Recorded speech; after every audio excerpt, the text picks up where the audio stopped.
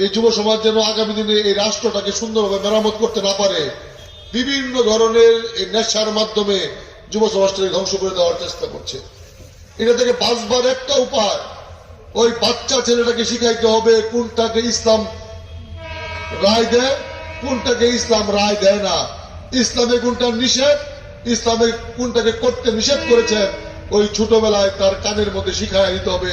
সে যেন বড় হলে বুঝে যে আমাকেও ছোটবেলায় বাবা শিখাইছিল এই কাজটা অন্যায়, হারাম খাওয়া অন্যায়, সুদ খাওয়া অন্যায়, অন্যের হক নেওয়া অন্যায়। এই শিক্ষা যখন মুসলমানের বাচ্চা ছোট থেকে শিক্ষা গ্রহণ করবে, সে বড় হয়ে অন্যায়টা করার আগে তার বাবার কথা, তার শিক্ষক কথা মনে করবে, ছোটবেলায় তো আমার বাবা শিক্ষক এই কথাটি আমাকে শিখিয়েছিলেন। এটি মুসলমান হিসেবে আমাদের দায়িত্ব, এটি কোনো বাড়তি কিছু না।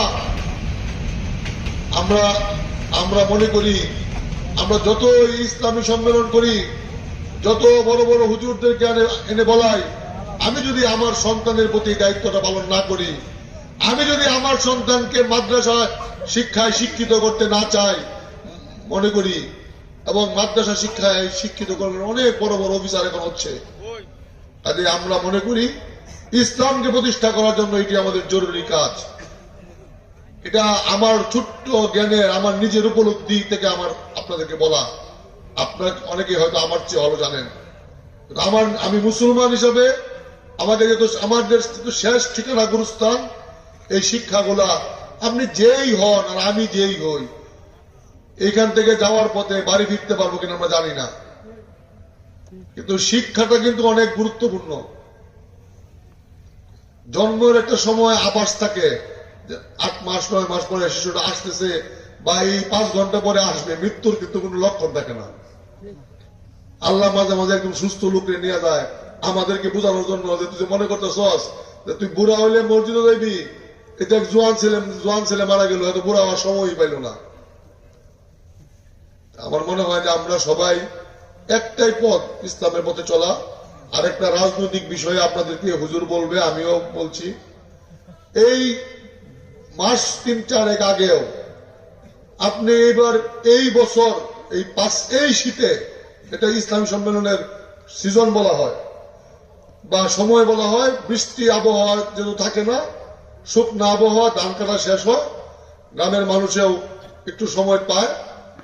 এই বছর যত ইসলামী সম্মেলন হয়েছে, বিগত 15 বছর এই সম্মেলন হয় নাই। আপনারা নিজেরা বিবেচনা করেন, ভিন্ন দলের লোক থাকতে পারেন।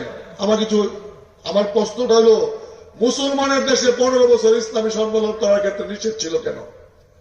হুজুরের ডান চেয়ারে এক মুজিব কোট, বাম চেয়ারে এক মুজিব কোট। হুজুর এই পর্যন্ত কিন্তু বলা যাবে, এরপরে কিন্তু আর বলা যাবে না, ছিল তো?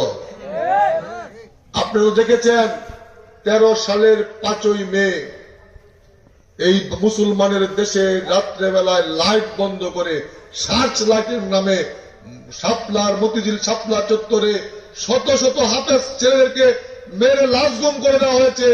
আমরা মুসলমানরা প্রতিবাদ করতে পারি নাই।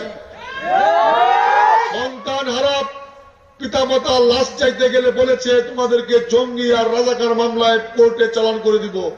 কি দুর্ভাগ্য এই মুসলমানের দেশে, আমাদের মুসলমানের দেশে আমরা পরাধীন। মুসলমানের দেশে দাড়ি আর টুপি দেখলে বলা হয় জঙ্গি আর রাজাকার। আমরা মুসলমানের দেশ, 95% মুসলমান। ওই পারে কিছু দাদাকে খুশি করার জন্য আমাদেরকে জঙ্গি বলা হয়, রাজাকার বলা হয়। দুর্ভাগ্য, আমরা মুসলমানরা উপলব্ধি করি না, আমরা মুসলমানরা আত্মা থেকে বিশ্বাস করি না। এটা তো আমার বাড়ি, এটা আমরা ভাড়া থাকি না, এটা আমার দেশ, আমার প্রিয় জন্মভূমি, আমি এখানে জন্মগ্রহণ করেছি। এটা মুসলমানের দেশ। এই দেশে আমরা কারো দয়ায় বাঁচতে চাই না। এই দেশে কোন মুসলমানকে কেউ দয়া করবে, এটা মুসলমান হিসেবে আমরা সহ্য করতে পারি না। আমি আর বক্তব্য লম্বা করব না। আবার একটি ষড়যন্ত্র শুরু হয়েছে মুসলমানদের বিরুদ্ধে, আলেম ওলামাদের বিরুদ্ধে। পার্শ্ববর্তী একটা দেশে প্রতিদিন প্রচার করছে আমরা নাকি শত শত হিন্দুদেরকে মেরে নদীতে ভাসিয়ে দিচ্ছি, হিন্দুদের মন্দির ভেঙে দিচ্ছি। অথচ 5 আগস্টের পরে আমাদের মাদ্রাসার কচি কচি বাচ্চারা লাঠি হাতে মন্দির পাহারা দিয়েছে, হিন্দুদের বাড়ি পাহারা দিয়েছে। আমি নিজে মিনিমাম 20 দিন সন্ধ্যা থেকে ফজরের নামাজ পর্যন্ত তাদের বাড়িঘর পাহারা দিয়েছি। এটা মুসলমান হিসাবে আমাদের দায়িত্ব অন্য ধর্মের লোককে তার জীবনের নিরাপত্তা দেওয়া, তার ধর্ম পালনে আমাদের কোনো ধরনের বাধা প্রদান না করা। কাজে এই সতর্ক থাকবেন, আপনারা সাবধান থাকবেন। চক্রান্ত শুরু হয়েছে। এই যে হুজুররা ধর্মসভা করতেছে, এখান থেকে কেউ ভিডিও করে পাঠাবে, দেখেন বাংলাদেশ তো আবার সর্বনাশ, আল কায়দা তালেবান সব হয়ে গেছে, দেখেন হাজার হাজার লোক দাড়ি টুপিওয়ালা, এরা সব আমাদের বিরুদ্ধে লাগছে, এই দেশ আবার পাকিস্তান বানায় ফেলবে। এটা একটা চক্রান্ত, ষড়যন্ত্র। আমাদের স্বাধীন দেশ বাংলাদেশ থাকবে, আমরা না ভারত না পাকিস্তান, এটা মুসলমানের দেশ, আমাদের স্বাধীন দেশ। আমাদের পূর্বপুরুষরা এই দেশ স্বাধীন করে গেছে, যেখানে মাওলানা সাহেবদের ভূমিকা ছিল। মাওলানা আব্দুল হামিদ খান ভাসানী যে স্বাধীনতার স্বপ্ন দেখেছিল, সেটা এই মুসলমানের দেশ।